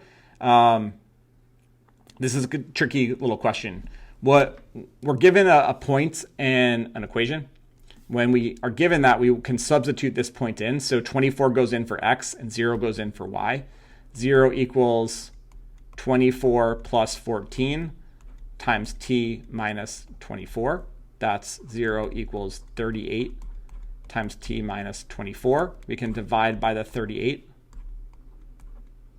and get rid of those. So you have t minus 24 equals 0. T equals 24. We can now rewrite that whole equation. X plus 14 times 24 minus x equals 0. At that point, we can, this is pretty easy now. They're looking for g of 0. We're just plugging that in. I'm going to show you in Desmos a couple ways to do this one in a second. You have 0 plus 14 times 24 minus 0. That's 14 times 24. Let's put that into Desmos, which is 336. Okay, and if I were to do this one in Desmos, I probably would make a table here and put in our point, 24, 0, and then type in our equation, y1 tilde x1 plus 14 divided times t minus x1. You get our value of t. We can now just rewrite that function, plugging in. Actually, we can just leave it as t. So x plus 14 times t minus x. And once we have function notation, we can just type in g of 0, and it gives us that value using 24 for t. So that's a pretty easy way to do that one using Desmos, kind of combining a lot of different steps of things we've done with the regressions and knowing how to use it. But it's not one that's too hard to do manually, and you want to take advantage of your scrap paper and pencil when you can. Question 21. The number of zebras in a population in 2018 was 1.27 times the number of zebras in this population in 2014. If the number of zebras in this population in 2014 is p% of the number of zebras in this population in 2018, what is the population of p to the nearest whole number? All right, there's a couple. The easier way to do this would be to just define the number of zebras in 2014. So if you say in 2014, you have 100 zebras, and in 2018, you have 1.27 times that, which is 127, then the number in 2014 is p% of the number of zebras in 2018. So if we type that into Desmos, 100 equals, or let's do a regression, 100 equals x1% of 127. It tells us that it's 78.7%. So that's 79%. 100 is 79% of 127. Last question, 22. Circle A is defined by the equation x plus 2 squared plus y squared equals 9.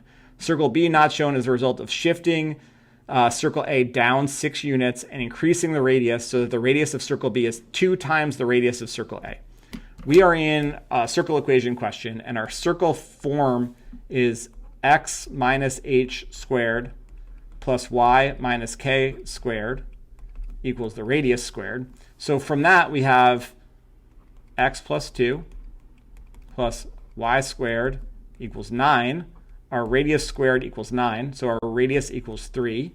Our center is negative 2, 0, because when you plug in negative 2, it shifts the sign. If we double the radius goes from 3 to 6. We need that to change to 36, so we can eliminate B and D, which don't have the right radius number there. Okay. If we are moving the circle down 6 units, we want that to say y plus 6 because our center is going to be at negative 6. But again, let's see in Desmos what this looks like. So you have x plus 2 squared plus y squared, x plus 2 squared plus y squared equals 9, and you get that circle. All right, so let's just see what happens when you type in A. A is x plus 2 squared plus y plus 6 squared equals 9 times 4. And we have a bigger circle, and that, all right, we're a little zoomed out, but you can see our circle has been shifted downwards. If we change that to the negative that we see up here, then it shifts upwards. So almost every circle equation question that appears in Desmos, that appears on the SAT, we can do in Desmos relatively easily by just typing it and visualizing what happens. Okay, we're through module 1 of the math. We're headed towards module 2. This should be the more difficult, challenging section. We want to have a little more urgency as we move through the second module because we don't know what's coming at the end. It's quite possible that we're going to have questions that really eat a lot of our time when we get to the last 4 or 5 questions. That means that as much as we can do things efficiently early on and conserve that time using Desmos, using pencil and paper, getting our work done correctly and efficiently, we want to do that. So this is Bluebook Module 2 from Test 6. Let's do it.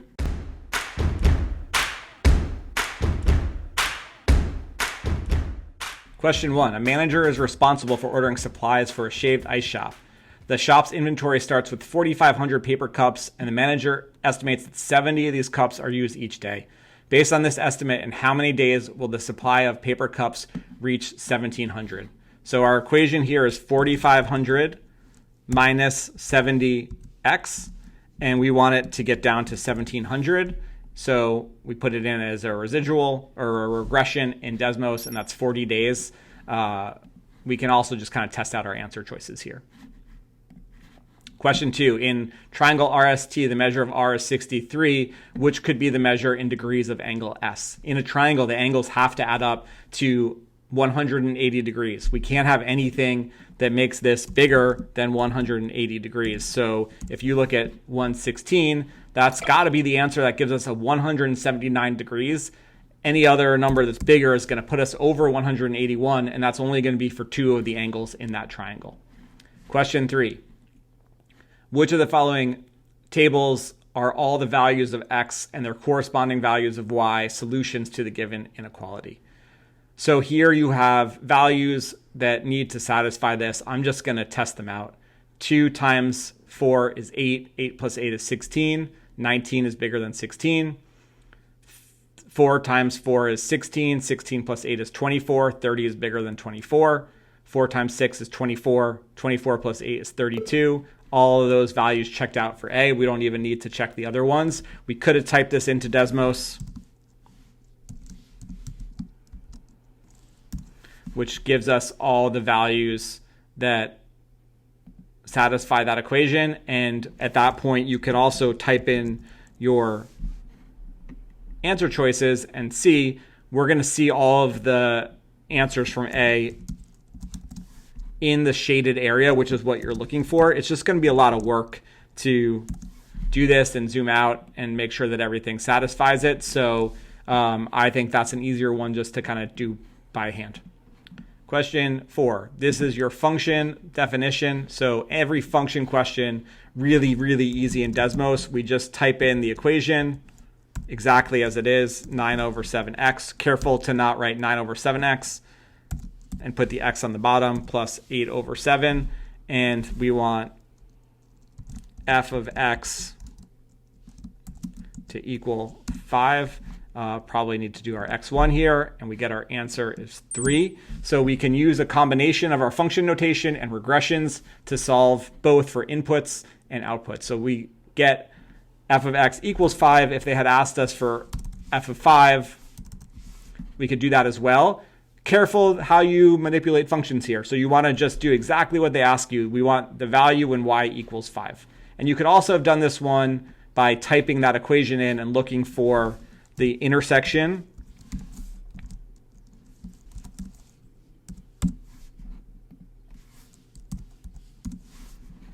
of those two things, 3, 5. We probably could have also done that in function notation. And we could.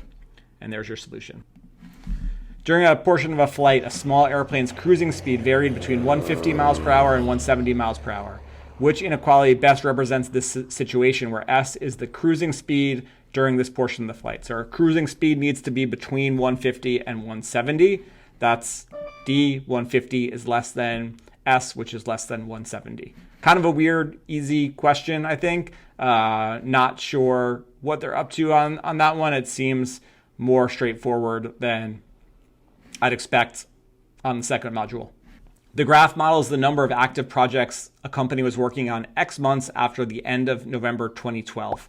So here's a graph that's showing us the number of projects. This is going to be 2012. This is 1 month after, 2 months after, this is November of 2012, December, January, February. According to the model, what's the predicted number of active projects we're working on at the end of December 2012? So end of the month, that's after the end of November. So this is 1 month after the end of November. This is the end of November. So our y-intercept here is just the value that you're looking for. In a linear function, h of 28 equals 15, h of 26 equals 22. This is a regression question in Desmos. We have 2 points. They're in function notation, but we can put them in as 28, 15 and 26, 22. So these are x and y values that are being given to us. Once we have 2 points, y1 equals mx1 plus b with our regression analysis. So here you have m. It's expressed to us as a decimal. We want it as a fraction. So negative 7 over 2x plus 113. That's d. The table shows the linear relationship. Hey, this is exactly the same question. It looks more intimidating, but 3, 174. 5, 284. 10, 559. And we have C and P here, we can actually make this look exactly the way they give it to us. So we're going to change our X's to cars, and we're going to change our P to passengers, and we're going to say P equals M times X1 or C plus B, and we get 55C plus 9 equals P. 55C plus 9 equals P. That's not our answer. Why not? Because they've written it in just a different form. So we have 55C plus 9 equals P. Let's write those out. MX plus B equals P. So here, if we add P over, you get 55C equals negative 9 plus P, or P equals 55C plus 9. I like that. Which of the following is a solution to the given equation? All right, let's just type that in exactly as is. W squared plus 12W minus 40 tilde 0, 2.7178. That's not something we see in our answers, but these are just numbers. So let's see what each of those is valued at. So 6 minus 2 SQRT for square root 19, negative 2718. So no. Well, not necessarily no. Not the answer right now, because we have two solutions to this. We're only given one right now. All right, let's just check are the rest of our answer choices. That's also a no. That's also a no. Then you have negative 6 plus 2 root 19. That's a yes. That's great. That's our answer, because we know that that matches what we have here for our W value. Okay, we can change our values to x's, x squared plus 12x minus 40, and now our values are presented to us here, negative 14.718. So here's your only one that you have really two answers that could be negative, A and D, and neither of them when we type them in were equal to that. So I feel even better about our answer when we see it onto the graph. What is the y-coordinate of the y-intercept of this graph? Pretty easy. Let's type that into Desmos and just find our y-intercept equals negative 5y over 9 plus 21. Right? Question here where they're definitely trying to get us to just put 21 and catch people who aren't paying attention to detail. The y-intercept coordinate is here. Just make sure we type this in, 3x over 7, 3x over 7, negative 5y over 9 plus 21. Pretty easy. What system is represented by the lines shown? Let's type them in. 8x plus 4y equals 32. So if we zoom in there, you've got 0, 8. That's not one of our intercepts. That's not the answer.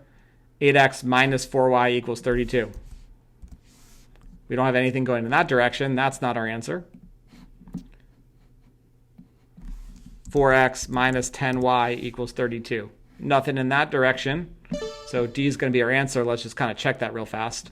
4x plus 10y, great. Negative 8x minus 10y equals negative 64. And now you see those intersect at 8, 0, just like they do here. You have a y-intercept of 6.4 and a y-intercept a little bit above 3. Everything matches up. That is just one. And almost any system of equations can be done in Desmos. The solution to this equation is x comma y. So we can just type these as is, and then go and find the solution. So our x value at our solution is 281.5. We want 6 times 281.5 minus 2, which is 1677. That's our answer. But we could have also done this one as a regression in Desmos. So let's look at that. If you want to put a system of equations, we just put both of our left sides of the equation into Desmos. X minus 2 minus 4 times y plus 7. That's our first equation. And then on a comma, and then we're going to put our bottom equation, x minus 2 plus 4 times y plus 7. and then a tilde, and then our second side of the equation is 117, comma 442. And it's not working because I forgot to put in x1s and y1s. And when you are dealing with regressions and it's not working, that's almost always the problem, right? x1 and y1 are tilde, and our brackets right, it should work. Now we can do 6 times x1 minus 2, and we get that same answer.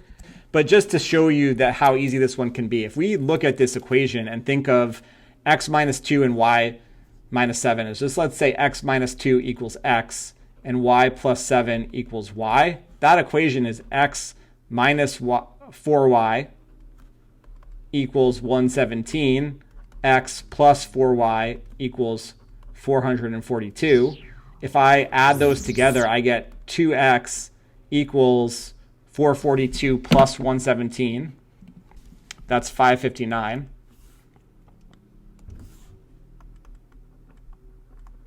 Divide that by 2. 279.5. So my x is 279.5, or specifically my x is really x minus 2, because that's what that's representing.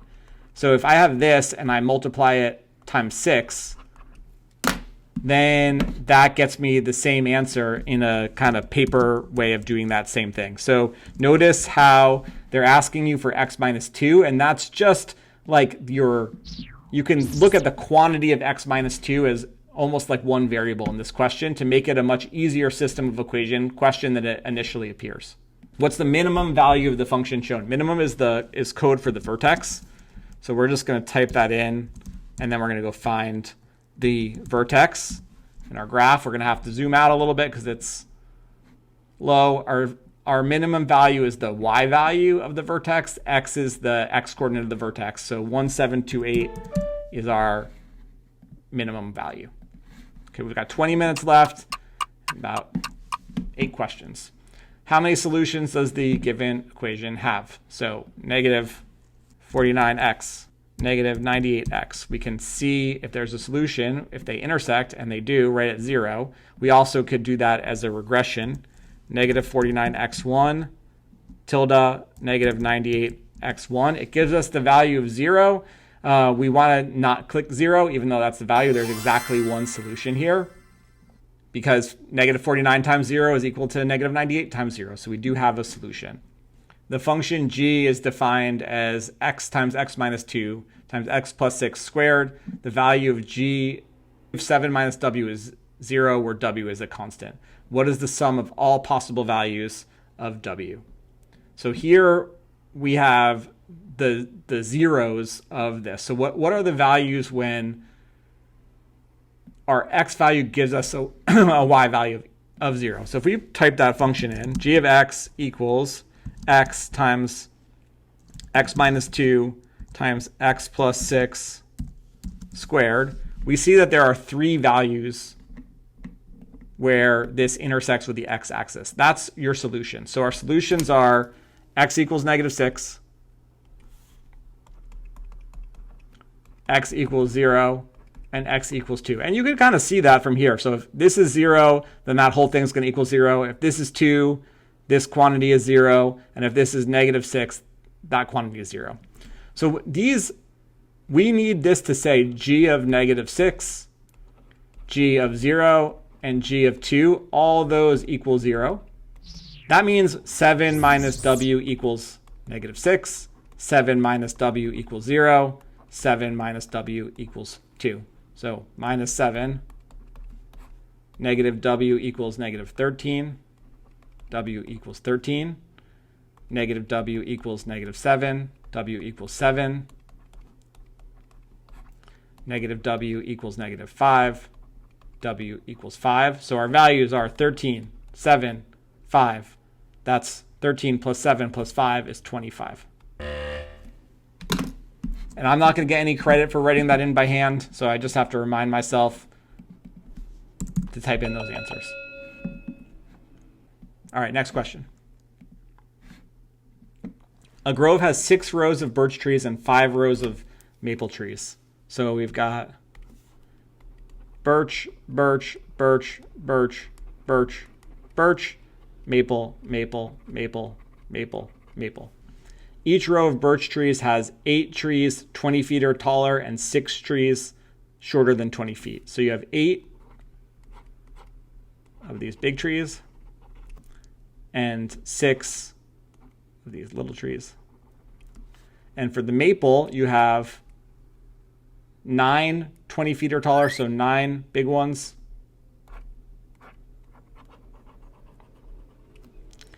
And 7 little ones. A tree from one of these rows will be selected at random. What's the probability of selecting a maple tree given that the tree is 20 feet or taller? That given that part of the sentence restricts our population only to the trees that are 20 feet or taller. So if we take the number of big tall trees from the maples and the number of tall trees from the birches, that's our total population. So for the maples, you have 9 times 5 tall trees, which is 45. And for the birch trees, you have 6 times 8, which is 48. That gives us 93 total trees. And we want the probability of a maple, so we want 45 out of those 93 trees. I don't see that as an answer choice. Let's see if we can simplify that. 15 over 31. Desmos will simplify fractions for you. That's our answer. Just be careful about those given that, or if we select a tree 20 feet or taller, what's the probability of that it's a maple is another way that they can word that. 17, a rectangle is inscribed in a circle. Let's visualize that. The diagonal of the rectangle is twice the length of the shortest side. Here's your shortest side, that's X. Let's call this one Y. The area of the rectangle is 1089 root 3 units. So area of a rectangle is length times width. In this case, that's X times Y, and that has to equal 1089 root 3. What's the length of the diameter of the circle?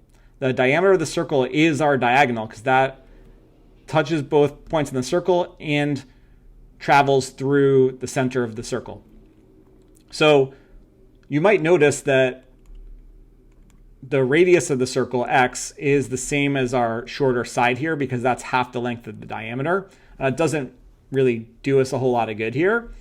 In order to find these two sides, we can find the longer side of our rectangle by using Pythagorean theorem. So x squared plus y squared equals 2x squared, and you need that whole quantity squared. That's x squared plus y squared equals 4x squared. If you subtract x squared, then y squared equals 3x squared. That means this side length, y, is equal to the square root of 3x squared, or x root 3. So to find the area of that rectangle, we have x times x root 3 is equal to 1089 root 3. We can divide by root 3, divide by root 3. Those cancel, and we get x squared equals 1089. If we find the square root of 1089, that's going to give us the length of x, square root 1089, and it's a nice round number, 33. That's x. What is the length of the diameter of the circle? That's 2 times x, so you just have to be careful, especially as you get to the last questions, that you're reading carefully and actually answering what they've asked you for, which is the diameter, not the value of x or the radius. So that's a really hard question. There's a lot of thought involved on that one. A few things you needed to know to get there. Question 18. A is 2,241% of the sum of positive numbers B and C. So A equals 2,241% of B plus C. B is 83% of C. What percent is B of A? So if we write those, we can write that as A equals 22.41 times B plus C. And b equals 0.83c. All right, we want the relationship between b and a. So we can substitute, we can get b in terms of, we can get c in terms of b here. C equals b divided by 0.83. All right, so now if I substitute that in, I have 22.41 times b plus b divided by 0.83.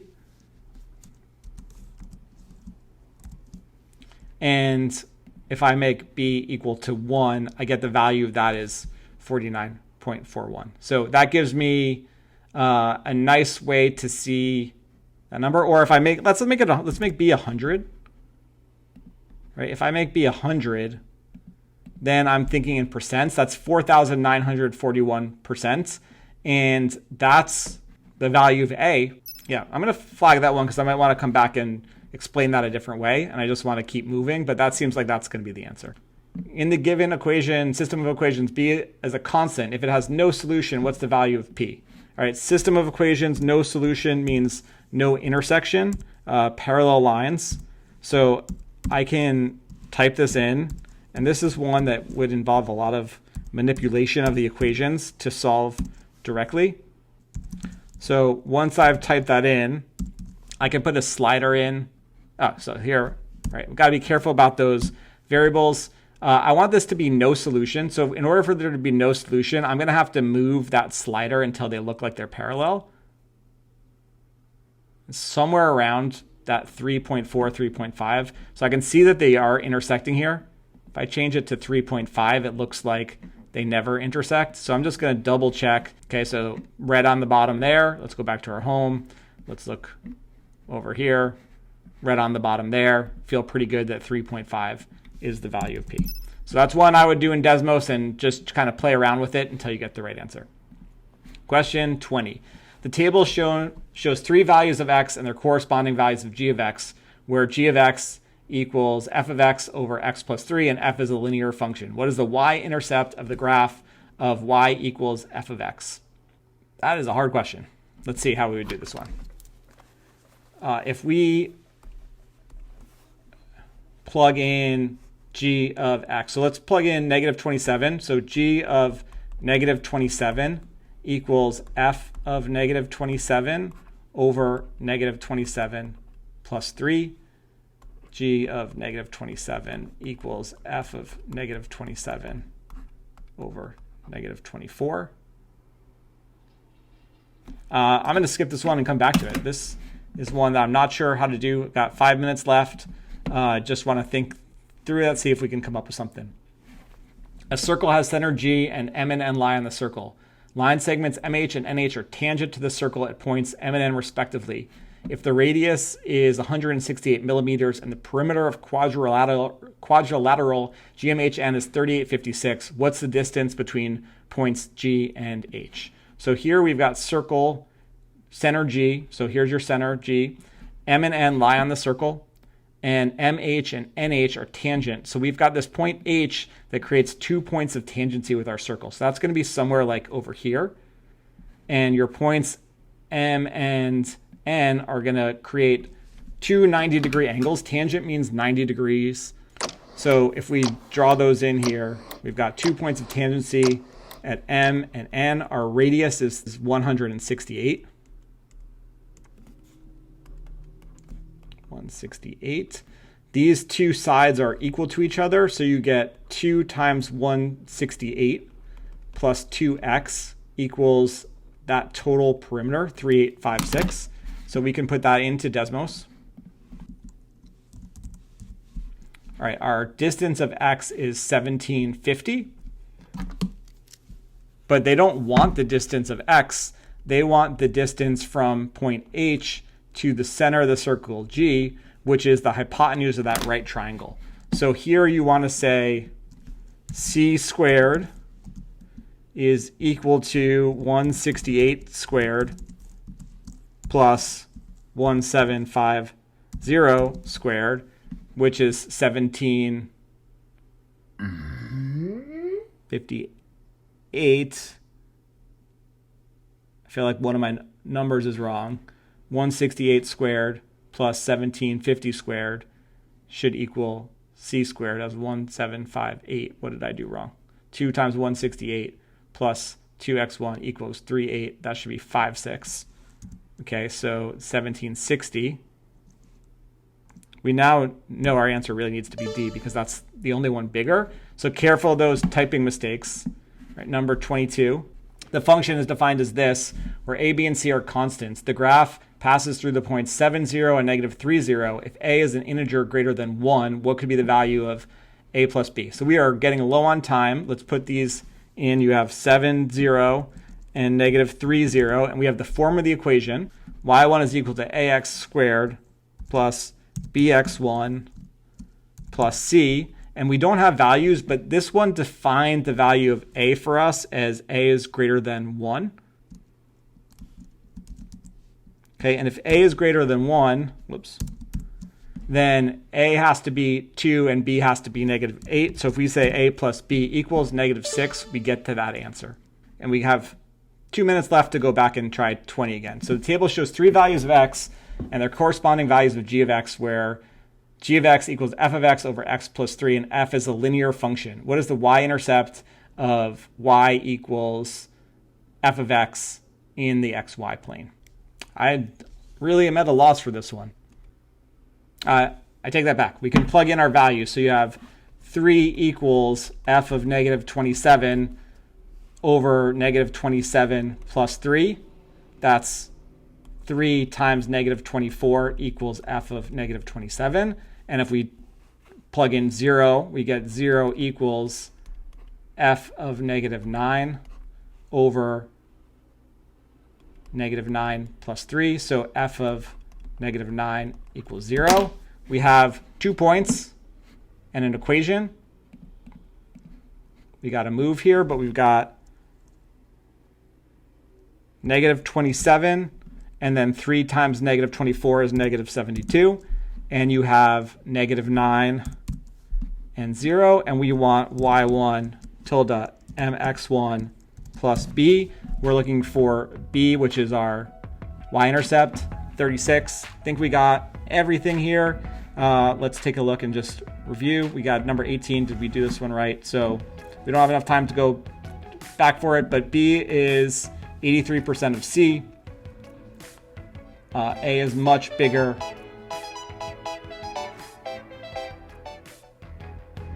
All right, guys, we are through practice test 6. Took us a few hours. We managed to do the whole thing. We just ran out of time a little bit on the English section, which cost us a perfect 1,600. But for the first time seeing the test, for some challenging math questions at the end, it always feels good to get through it and to perform at a high level. Hopefully that was helpful for you. If you have any questions, please post them in the comments below. If you think of other ways to do these questions, if you have different strategies or different ways to use Desmos, you can post those in the comments back below. Please like and share this video. And if you have any questions about the SAT or the ACT, you can reach out anytime. We're happy to help.